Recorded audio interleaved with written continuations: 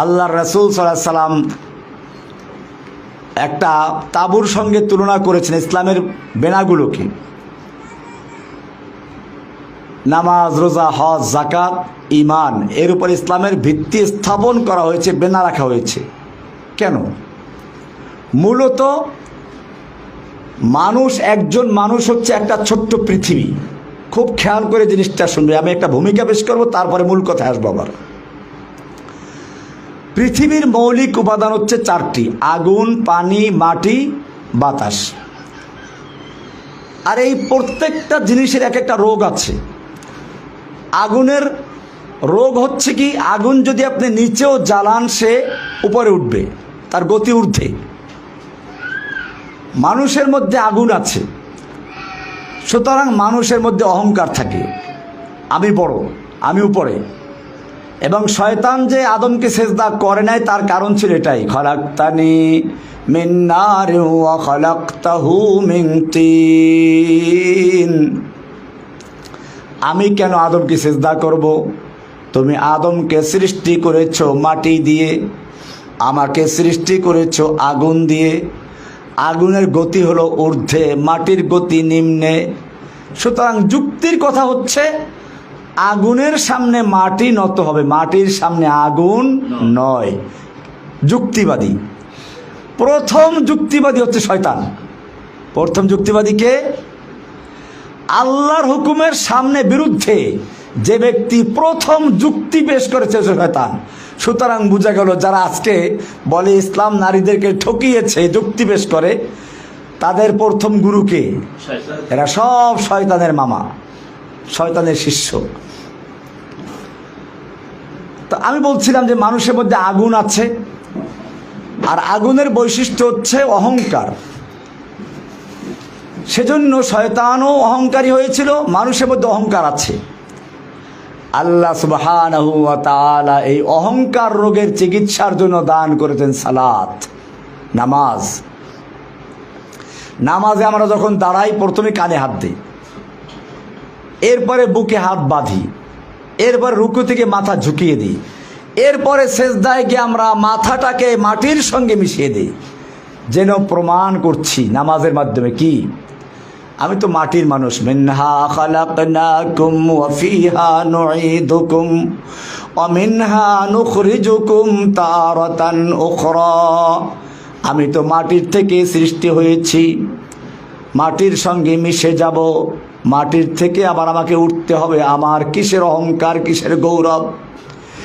এইভাবে যখন একটা মানুষ নিজেকে মাটির সঙ্গে বিলীন করে দেয়, মাটির সঙ্গে নিজেকে মিশিয়ে দেয়, নিজেকে মাটির মানুষ রূপে প্রমাণ করে, আর এভাবেই যখন সে হয়, তখন তার মাধ্যমে অহংকার রোগ দূর হয়ে যায় এবং সে সত্যিকার মানুষের রূপান্তরিত হয়ে যায়। मिटा दो अपनी हस्ती को अगर कुछ मर्तबा चाहो, मिटा दो अपनी हस्ती को अगर कुछ मर्तबा चाहो, कि दाना खाक में मिलकर गुले गुलजार होता है। তুমি যদি সত্যিকার অর্থে নিজেকে বড় বানাতে চাও, উঁচু বানাতে চাও, তাহলে সালাতের মাধ্যমে নিজেকে মাটির সঙ্গে বিলীন করে দাও। নিজের আমিত্বকে, নিজের গৌরবকে, অহংকারকে মিটিয়ে দাও। দেখবে তুমি সত্যিকার মানুষ হবে, তোমার থেকে সন্তানগুলো সেরকম সত্যিকার মানুষ হবে। আগুনের চিকিৎসা হলো কি? সালাত। মানুষের মধ্যে আর একটা মৌলিক উপাদান হচ্ছে মাটি। মাটিরও একটা বিশেষ বৈশিষ্ট্য আছে।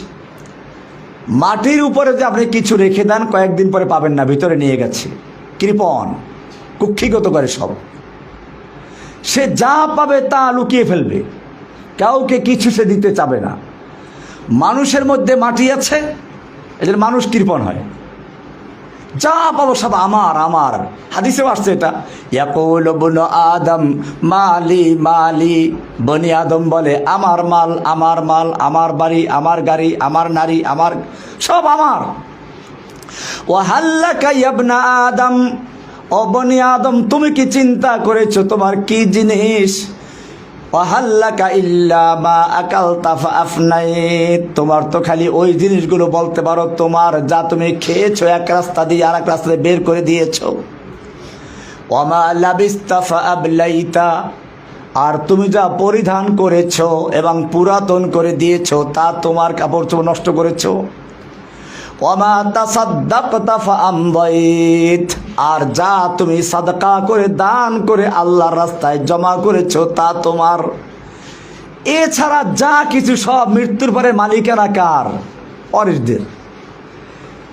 এই জন্য এক কবি নিজেকে আক্ষেপ করে বলছিল, বিষ্ণু হাফেজ বতো গোয়াম কে গুল তাজা নমি মানদ আগর মানদ শবে মানদ শবে দিগার নমি মানদ গুলজ গুলশাদ জুদা গশতা তরু তাজা নমি মানদ আগর মানদ শবে মানদ শবে দিগার নমি মানদ হমেশা ইজ্জতে মেহমা বাইখানা নমি মানদ আগর মানদ শবে মানদ শবে দিগার নমি মানদ। কি সুন্দর করে বলেছেন কবি, চিন্তা করুন।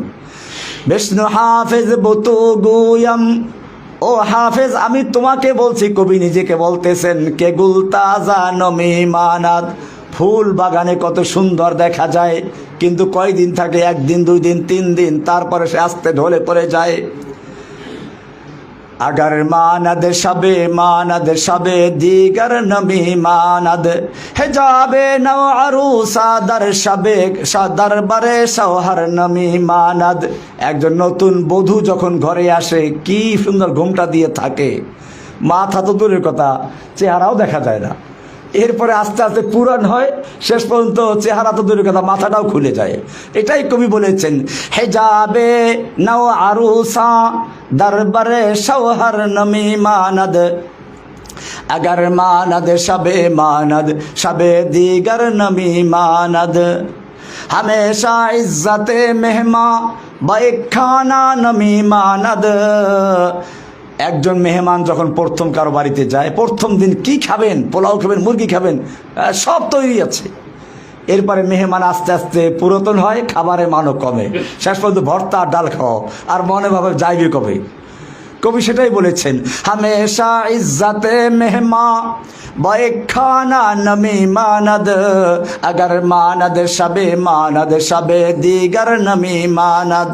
তো বলছিলাম মানুষের মধ্যে মাটি আছে, মাটির বৈশিষ্ট্য হচ্ছে কৃপণতা। মানুষের মধ্যে মাটি আছে, মানুষও কৃপণ হয়, এটা একটা রোগ। এই রোগের চিকিৎসা দিলেন কি দিয়ে? যাকাত। আকিমুস সালাত ওয়া আতুজ যাকাত, যাকাত দান করতে থাকো, দিতে দিতে তোমার কৃপণতা রোগের চিকিৎসা হয়ে যাবে। এরকম ভাবে আরেকটা মৌলিক উপাদান হচ্ছে পানি। পানির বৈশিষ্ট্য হচ্ছে, পানি যদি আপনি সমতল জায়গায় ছাড়েন সে এক জায়গায় বসে থাকবে না, আরও জায়গা দখল করবে। তার মানে লোভ, লালসা, দখল করার প্রবণতা। মানুষের মধ্যে পানি আছে, সেজন্য মানুষও কি করবে? একজন 10টা বাড়ি করেছে, এখন আরও লোভ করতে থাকে, পাশের বাড়ির ঝুপড়িটা দখল করলে আমার বাড়িটা কী হয়ে যায়? একেবারে সুন্দর, পুরা জায়গাটা সুন্দর হয়ে যায়, ওই ঝুপড়িওয়ালা কেমন তাড়াবো। এটা পানির বৈশিষ্ট্য। আল্লাহ সুবহানাহু ওয়া তাআলা এই পানির চিকিৎসার জন্য দান করলেন, পানির রোগের চিকিৎসা লোভ, এই লোভের চিকিৎসার জন্য দান করলেন কি? সিয়াম।